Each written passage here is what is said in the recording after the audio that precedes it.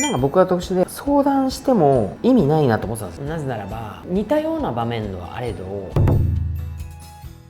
森社長、来月から今の会社を辞めて独立しようと思うんですけれども、これだけは気をつけろというようなことがあればぜひ教えていただきたいで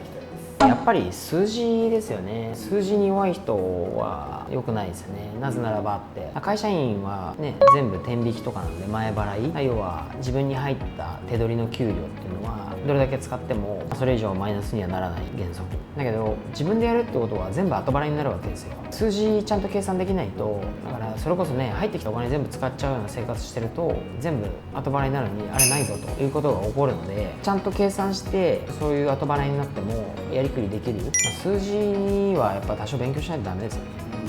例えば数字っていうのは、独立するってことはいろんな会社のお金的なところ、お金の流れみたいなところも初めて触ることになるんですけど、そういうのも勉強しておいた方が。そうですね。だから会社をやることによってどういうお金がやっぱりかかるのかとか、例えば源泉所得税と保険料と年金と、雇用保険とかそういったものって従業員の時は天引きしてもらえるんで別に気にしなくてもいいんですけど、会社になると後で払うんですよ。それこそ従業員から預かって会社の負担分と合わせて後で払うんで、だから入ってきたものをそのまま使うみたいな人はもう最悪ですよね。だからどういうものを後払いで払わなきゃいけないか、だって法人税とかもそうじゃないですか。消費税とかも全部基本はそうなんで、売上の中から後払いなんで払う分をちゃんと計算して置いとける人じゃないと、みんな結構これで困ってますよね。何にも知らないで起業して入ってきたものは全部使えると思っちゃう人が多いんで、会社員の癖でそこはもう最低限抑えとかなきゃいけないとこだと思いますね。まずはその独立する前にいろんな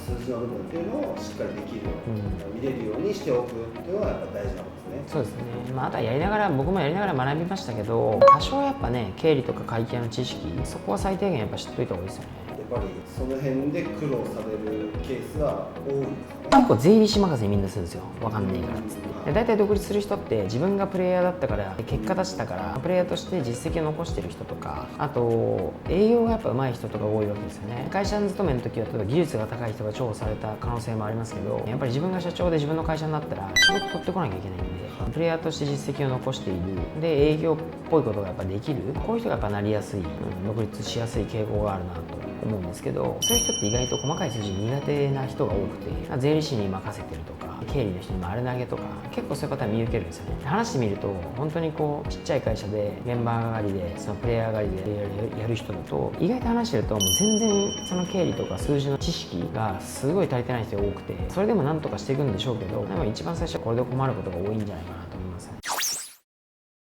反対にそういう数字もある程度見れて営業の成績も非常にあるっていう人でもなんか独立やめとけっていうパターンの人っているんですか？なんか利己的な人ですよね。先ほども言いましたけど、大体独立するパターンの人って、プレイヤーとしてはそもそもねある程度優秀じゃないとっていう話ですけど、やっ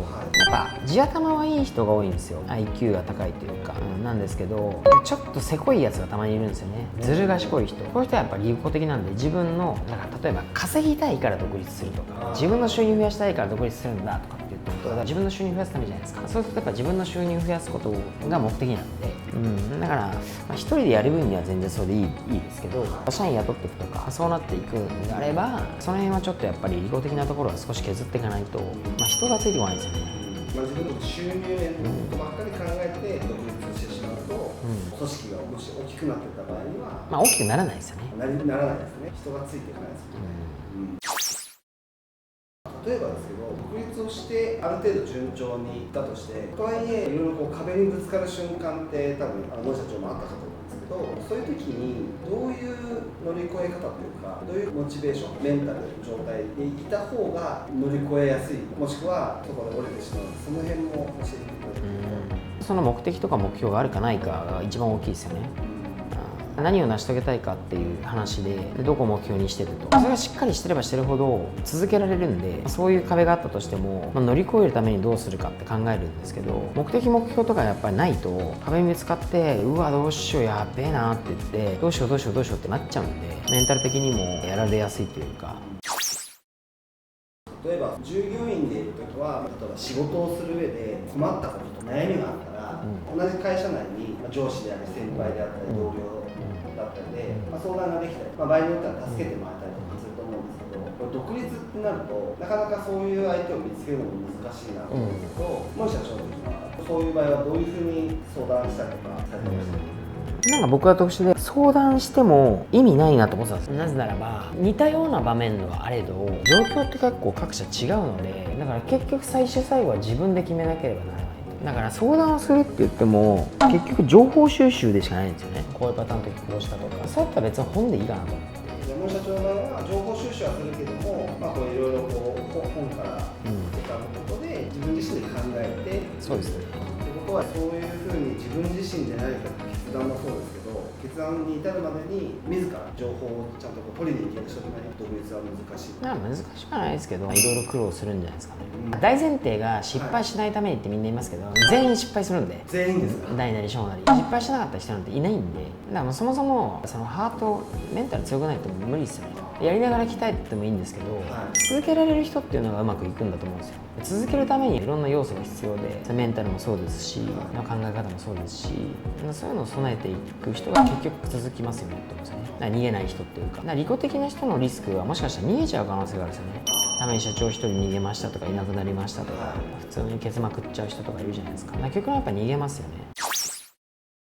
本社長は継続力を上げるために何かこうされたこととかってありますか？いや、何もしてないですよね。もう続けるって決めて、ここまではやるって目的目標を決めて、でもう続けないとしょうがない状況になってたんで、そもそもやめるかみたいな選択肢ないわけですよっていうのでずっとやってきたから、どうやって乗り越えますかって、いやいや乗り越えるしか選択肢ねえんだけどみたいな。乗り越えられないとかやめるはない。そう乗り越えられないとかってイコール潰れるじゃないですか。その選択肢ないんで、乗り越えるためにはどうするかしか思考がないんですよ。逆に言うともうそこで諦めちゃうようだったら鼻からやめといた方がいい。それもね、なってみないと分かんない人いますけど、別にその失敗が人生においてプラスかマイナスかって言ったらどっちかってプラスだと思うんですけど、でも続けるうまくいきたいんだったらそうですよね。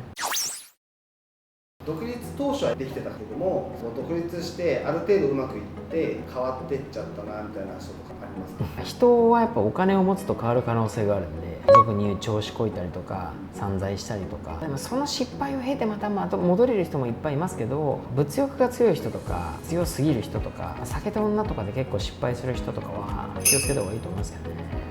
これからちょっとこう独立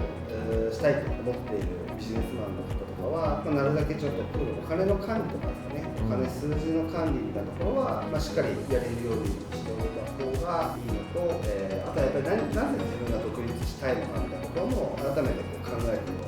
いいのかなと思いますね。僕も別にね神様じゃないんで断定的に言えないんですけど、起業っていうか独立する理由っていろいろあると思うんですよ。例えばやむを得ず、僕もどっちかというとやむを得ずだったんですよ。別に起業するつもりなかったし、社長になりたいの一切なかったけど、結局そのね家族を養うために最低限稼ぐ金額がっていう選択肢を考えた時とか、先のことを考えた時に起業をするしかなかった。どちらかというと感覚的にはやむを得ず。結構そういう人いると思うんですよね。それこそ就職したい会社にうまく入れないとか、もしくはもうそもそもねなかったから起業しか選択肢がないとか、あとは当然夢のためですよね。こういうことをしたいからやるという。あとはたまにねサラリーマンができないみたいなあれこれさし続けて仕事するのが難しいみたいな人もいますけど、そういう感じはいいと思うんですけど、若い人でとにかく稼ぎたいんだみたいな人の独立って白か黒かみたいなのが結構多いなと思ってて、それも失敗しながらこう学んでいくわけですけど、でもその失敗して埋もれちゃう人もいて、あと最後僕一番微妙だなと思ってるのは自由が欲しいみたいな人。これはね結構失敗するんじゃないかなと思うんですよ。例えば会社に縛られてとかつって出勤時間とか働く場所とか縛られるのが嫌だ、自分の好きな時に好きな場所で好きな時間働きたいとかっていう人はこれねやっぱ続かないですよね。だって一生そうでありたいって多分ないんですよ。例えば子供が生まれた時とか何かの理由親が倒れたとか一期間的な事情があったとしても、それが永遠そうでありたいってこと多分ないと思うんですね。しかもより自分で独立した方がある意味自由ないんですよ。これ例えると僕も思ったんですけど、一人暮らししたら自由になれる、親の目がないからと思ったんですけど、僕逆だなと思ったんですよ。実家の方が自由だと。なぜならばね、言い方悪いですけど炊事洗濯母ちゃんやってくれるし、時間とお金こっちも自由なんですよ。だから自分で全部一人暮らしでやるってなると意外と洗濯しなきゃとかご飯作んなきゃとかあれも自分でやんなきゃこれも自分でやんなきゃとか意外と自由なようで自由じゃないんですよ。だから独立の層でやんなきゃいけないこと実は結構増えるんで、当たり前だったことが実はその裏で誰かがやっててくれてた。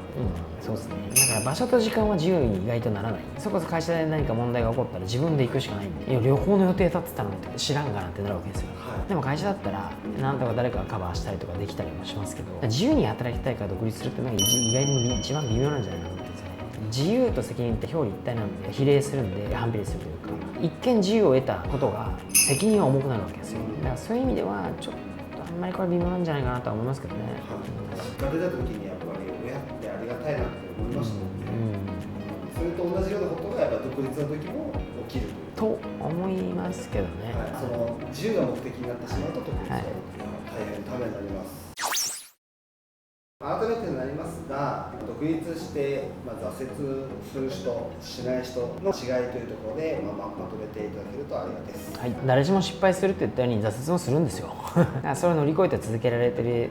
る人と、とにかく続けられる人だと思いますね。だから続けるためにそのメンタルだったりとか、その考え方だったりとか鍛えるってことが必要だと思いますし、それがもう本当に究極ですね。でやっぱり数字は最低限しっかりと学んでおくっていうことが必要かなと思います。